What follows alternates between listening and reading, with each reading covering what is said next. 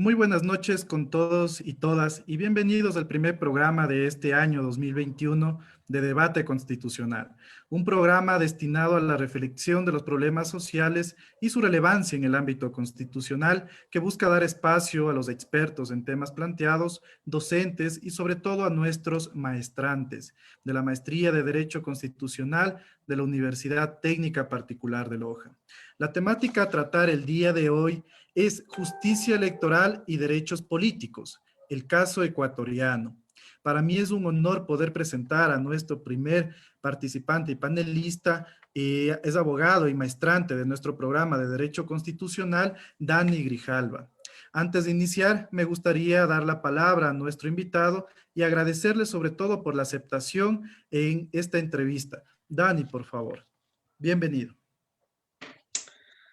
Muy buenas noches ya con mi querido Ricardo y con todos los que nos están viendo.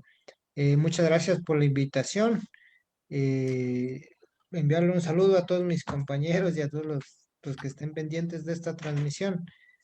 Vamos a conversar un poco sobre temas de coyuntura en esta época electoral. Muchas gracias, Dani, y nuevamente bienvenido. Dani, bueno, en forma general, este es un tema muy controvertido actualmente en el Ecuador. Estamos a contiendas de un proceso electoral, vemos muchas dificultades, muchos inconvenientes en relación al proceso electoral que vivimos en el Ecuador. Sin embargo, pues yo quisiera empezar indicando que la Oficina de Naciones Nacional de Procesos Electorales ha definido que la justicia electoral consiste en una garantía de elecciones libres y honestas, que es un objetivo principal de las democracias dentro de nuestros estados. Dani, ¿cómo comprender esta labor de la justicia electoral dentro de nuestro estado ecuatoriano? Bueno, se supone que tenemos una organización de una función electoral que en apariencia permite que exista transparencia en los procesos electorales. Esta función electoral está dividida en dos, digamos, sistemas, ¿no? Para no ponernos muy técnicos. El uno que tiene que ver con el CNE, que es este ente encargado de organizar todos los procesos electorales que, para hacer un símil, tendría la parte administrativa de la función electoral. Y también tenemos este otro sistema que es el contencioso electoral, que es el que, según la ley, imparte la justicia electoral, que toma las decisiones contencioso electorales que le someten a ella. ¿Qué ha pasado en nuestro sistema? Bueno, digamos que nos pasa desapercibido el tema electoral porque como asistimos a elecciones cada 2 años, cada 4 años, entonces estos temas siempre están un poco alejados de la cotidianidad. Yo creería que en forma general, a partir de la selección por parte del Consejo de Participación Ciudadana Transitorio de estas nuevas autoridades, se ha escuchado poco de sus actuaciones, ¿no? Más bien, precisamente por la coyuntura electoral es que comenzamos al menos a escuchar los nombres de estos jueces y un poco a escarbar quiénes son. Y nos encontramos que lastimosamente el diseño que teníamos pensado que no iba a ser influenciado por los partidos políticos, ha terminado siendo lo que siempre ha sido. O sea, los jueces electorales y los organizadores de los procesos electorales, de alguna forma, se han dado a ser o electos para responder a un cierto grupo de interés. Y lastimosamente ha pasado eso. Pensamos con la nueva constitución que al darle esta calidad de función electoral no iba a pasar. Incluso creo que hay muchas personas que están añorando a estas alturas por toda la coyuntura eh, el sistema anterior en el que al menos sabíamos que cada vocal respondía a una fuerza política y estaba claramente identificada. hoy, sobre pretexto de que todo se hace bajo concurso y de forma velada, llegan los nombres y empiezan a verse los intereses ya cuando están actuando y están decidiendo lastimosamente, ¿no? Eh, por ejemplo, en estas últimas actuaciones vemos, bueno, digamos, yo sé de un caso de la participación política de las organizaciones, en el que el tribunal decidía sobre si el proceso para elegir a las autoridades de ese partido eh, fue bien realizado y apegado a la ley. Y no podemos decir que esa justicia electoral que aspirábamos que sea independiente con esta forma más legítima de elegirla, eh, haya dado frutos, ¿no? Nos damos cuenta de que siguen respondiendo a algún sector de interés. Dan, y tú topaste un tema muy importante, ¿no? Y que es a veces el desconocimiento, incluso de la ciudadanía y también a veces de los juristas, pese a que estamos relacionados con este ámbito de la justicia electoral, que la justicia electoral dentro de nuestro estado está compuesto por dos organismos, el Consejo Nacional Electoral y el Tribunal Contencioso Electoral. Sin embargo, hemos visto que en esta última semana, en estos últimos meses, ha habido un fuerte problema o encontró entre estas dos instituciones democráticas, pero lógicamente observando muchos criterios de muchas autoridades, personajes muy conocidos e incluso de medios de comunicación, yo me permitiría hacerte la pregunta a ti. ¿Este hecho, este conflicto entre estas dos instituciones, podría afectar los derechos políticos de los electores? Bueno, yo creo ahí que cabe reflexionar sobre cuáles son esos derechos políticos, como para entender si hay o no una afectación, ¿cierto? Entonces, según la Constitución eh, del 2008, que ya no les llama abiertamente derechos políticos, sino derechos de participación, el primero, que no creo que sea el más importante, dice que los ciudadanos ecuatorianos tenemos el derecho a elegir y a ser elegidos. Y luego continúa con otros derechos, como el derecho a participar en la función pública, el derecho a la revocatoria del mandato. Y creo que el foco en este caso se sitúa precisamente sobre ese numeral uno, que es el derecho a elegir y ser elegidos.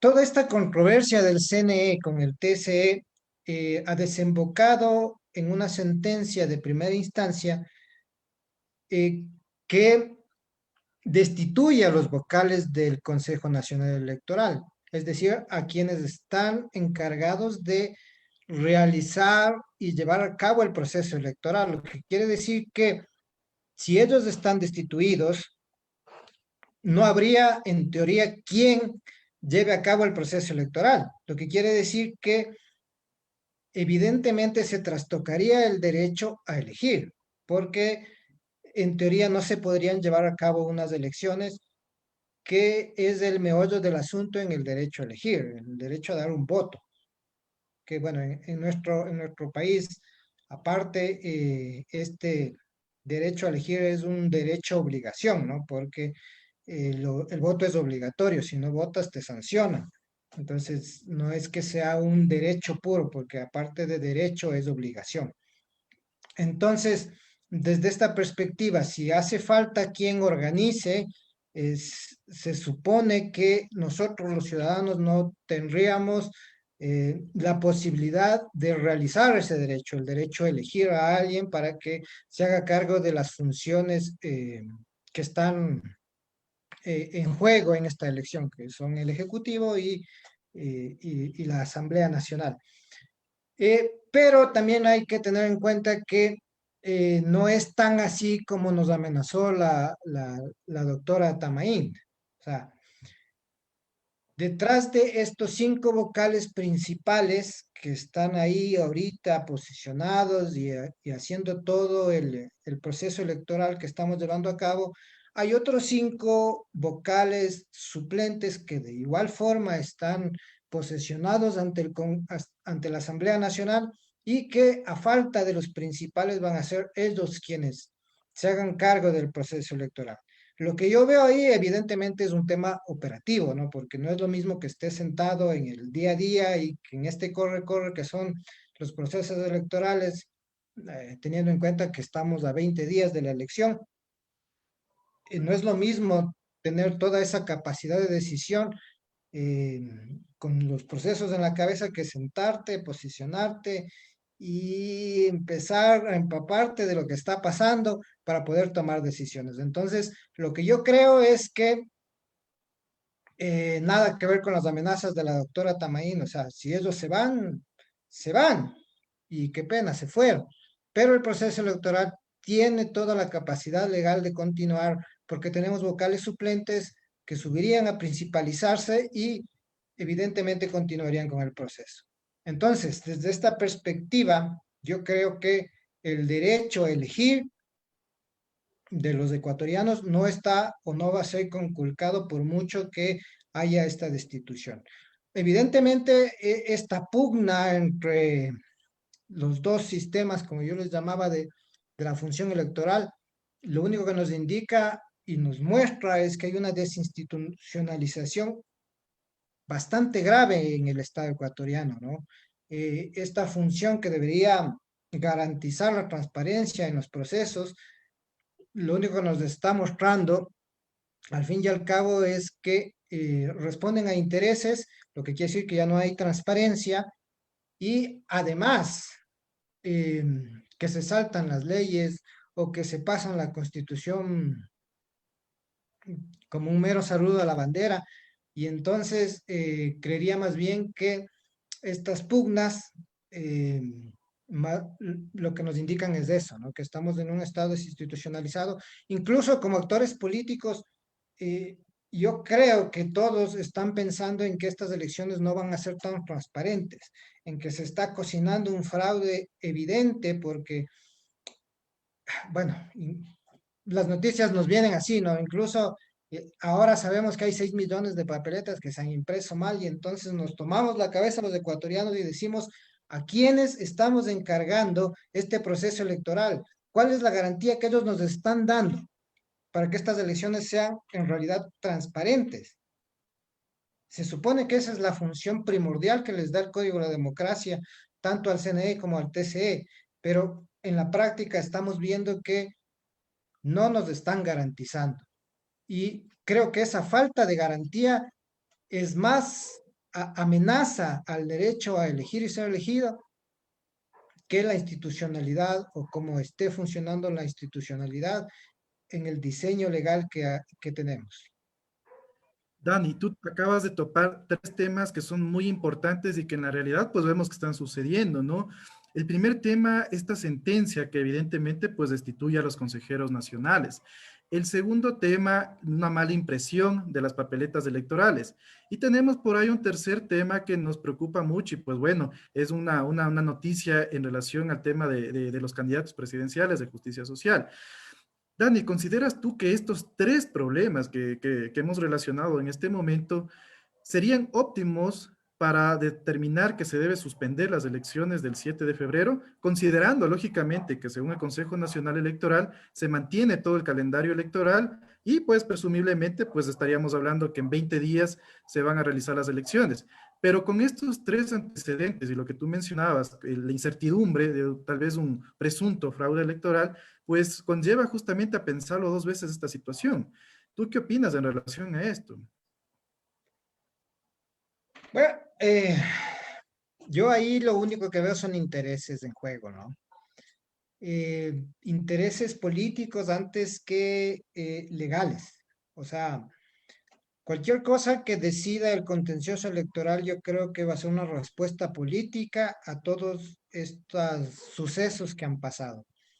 Justicia Social incluso logró que cierta entidad de Naciones Unidas exprese una opinión acerca del derecho de participación sobre ellos.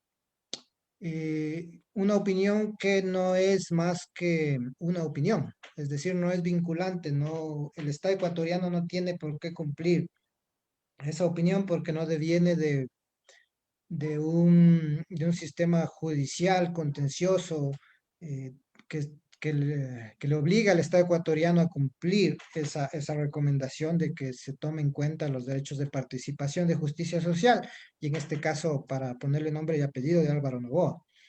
Eh, yo creo que, como te decía, ahí hay intereses en juego muy amplios, muy grandes. Hay cálculos electorales. Creo que al que se supone va punteando las encuestas le está costando creerse ese punteo, y entonces está enfocado en ganar las elecciones a cualquier costo. Es mi lectura política. Creo que hay ahí eh, bueno, yo creo que Justicia Social hizo mal las cosas.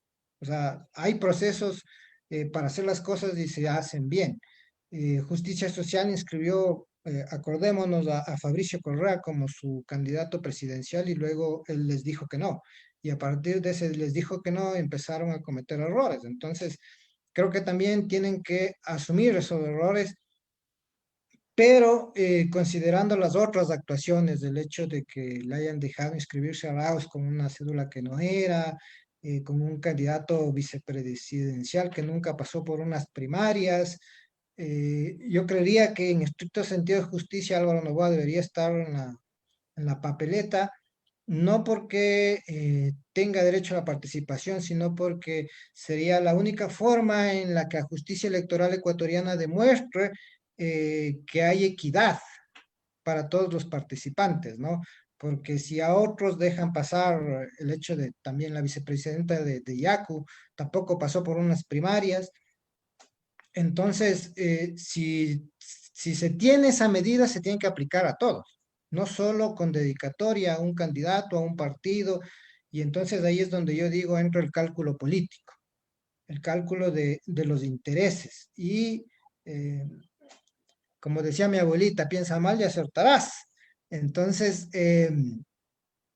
ahorita pensándolo mal, creo que el candidato que calculaba que Álvaro Noboa le reste votación es el candidato que no dejó que Álvaro Noboa se inscriba en la papeleta, y evidentemente es el candidato que ah, tiene intereses en juego, y es el candidato que tiene el poder suficiente, al menos en los hechos, para poder lograr que Álvaro Noboa no esté en la papeleta.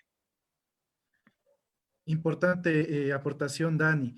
Dani, pues si bien es cierto al hablar de justicia electoral, pues uno de los sinónimos es evidentemente la democracia, la participación y lógicamente todo interés que vaya relacionado con el pueblo.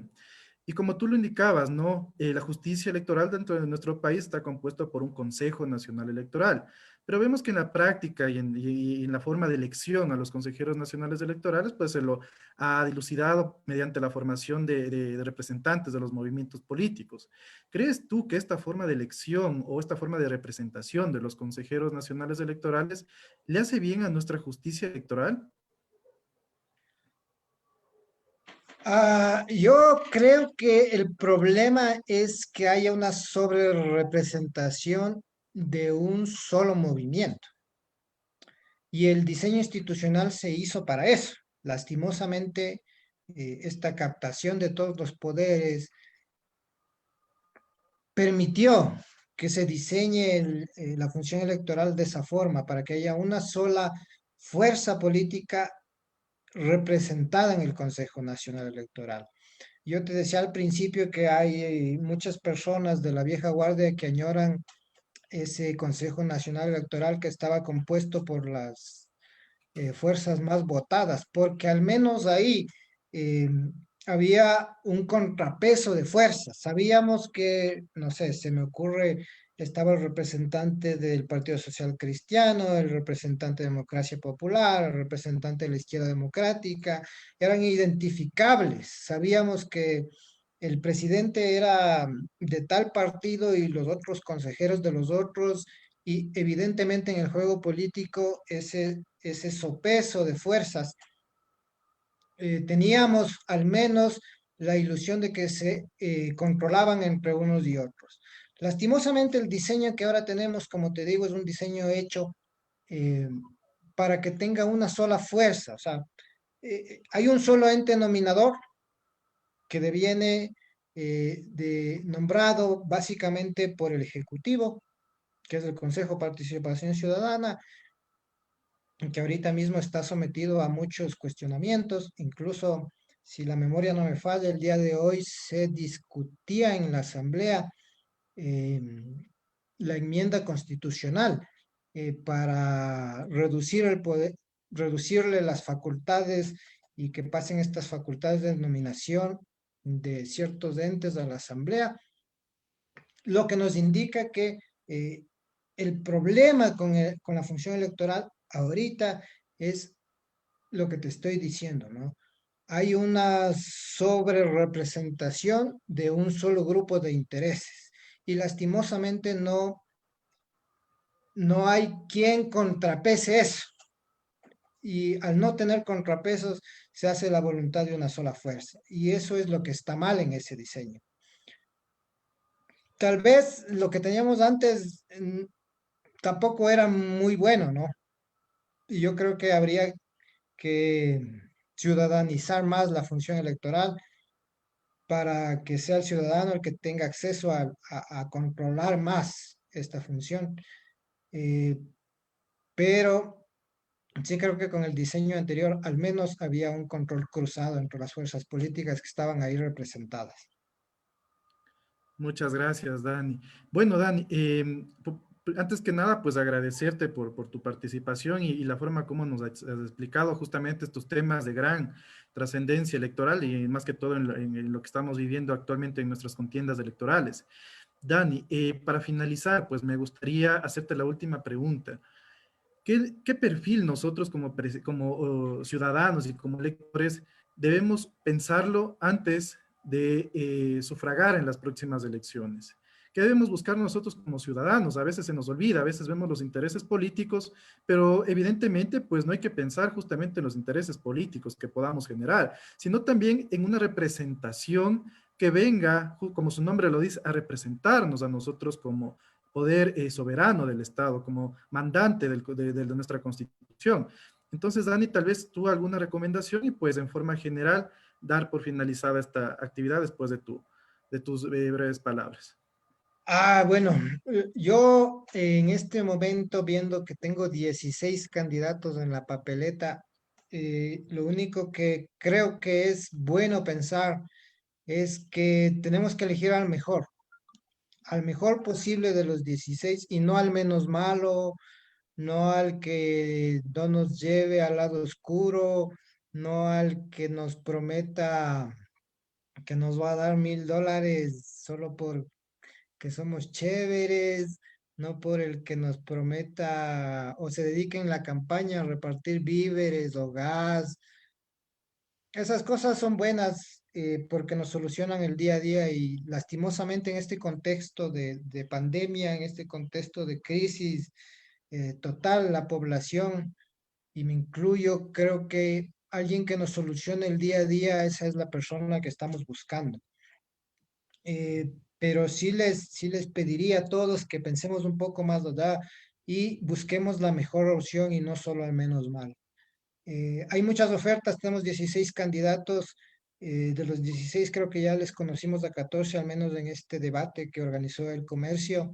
Y creo que como ciudadanos lo más responsable que podemos hacer es sentarnos a reflexionar sobre lo que cada uno de ellos nos está proponiendo para sacar al Ecuador adelante. Alguien que tenga la suficiente experiencia para administrar esta cosa pública en crisis y en escasez como estamos ahorita, creo que sería el mejor perfil que tenemos ahorita. Evidentemente tenemos que elegir también muy buenos asambleístas. Ahorita tenemos una asamblea que tiene una credibilidad del 2% y entonces eh, si bien la culpa es de ellos, ¿no? Porque se han desprestigiado, también tenemos que pensar que quienes les pusimos en esos puestos fuimos nosotros con nuestro voto y que nosotros al menos tenemos ese poder ahora de seleccionar a las mejores personas. que no nos den eligiendo, que no nos convenzan con cosas superfluas, sino eh, procuremos que esa asamblea ya no sea la asamblea del 2%, sino que vayan a la asamblea personajes de la talla, no sé, de Rodrigo Borja, de gente así, ¿no? Que eran estadistas a los que daba gusto escucharles en un debate legislativo, porque ahora el debate legislativo es, eh, dejémoslo así, sin palabras. Dani, agradecerte una vez más y sobre todo pues a quienes nos han acompañado en Facebook Live, en especial pues a la Maestría de Derecho Constitucional de la Universidad Técnica Particular de Loja, que nos ha permitido escoger estos espacios como forma de discutir aquellos asuntos que van relacionados con los problemas sociales, como se lo indicó en su momento, precisamente porque todo problema social tiene una cabida en materia constitucional. Pues bueno, acompáñennos, les solicitamos para las próximas semanas, los días jueves, estaremos compartiendo espacios similares con temas muy novedosos, muy interesantes de poderlos discutir y debatir con diferentes expositores y les esperamos para la próxima semana y sobre todo, pues cuídense mucho y un gusto poder compartir con ustedes esta semana y este debate. Muchísimas gracias con todo y una excelente noche. Muchas gracias por la invitación. Que pasen buena noche con todos.